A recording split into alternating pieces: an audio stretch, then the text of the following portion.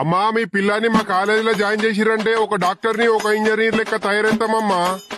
అమ్మా మీ పిల్లని మా కాలేజీలో జాయిన్ చేసిరంటే ఒక కలెక్టర్ ఒక సైంటిస్ట్ లెక్క తయారెత్తామమ్మా.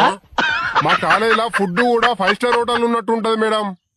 పొద్దుగల టిఫిన్ కేమో ఇడ్లీ వడ బోండా, మధ్యాహ్నం 2 రకాల కూరలు, సాయంత్రం స్నాక్స్, మళ్ళీ రాత్రికేమో మళ్ళా పెరుగన్నం తోటి మంచిగా పెడతాం మేడం. అమ్మా మా కాలేజీలో ఇట్లా పుటకొక రకం పెట్టాం.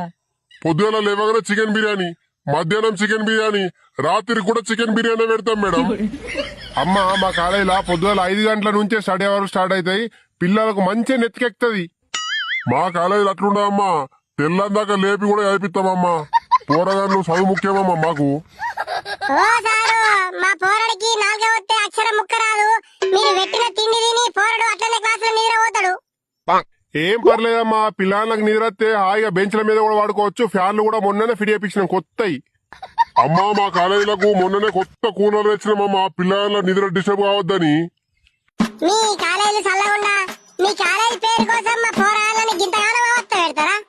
ఏ హైదరాబాద్ వద్దు మనద్దు, ఈయన నిర్మల్ని అయిపిస్తా నేను. అమ్మా అట్లా కాదమ్మా, ఒకసారి చెప్పేది నువ్వు. ఏ మీరెంత మొత్తుకున్నా అని నేను ఈయన నిర్మల్ని అయిపిస్తా. నడుచుకోండి సారు, మీరు ఇవరాగా చెప్పిన సోది ఆడు నడుచుకోండి.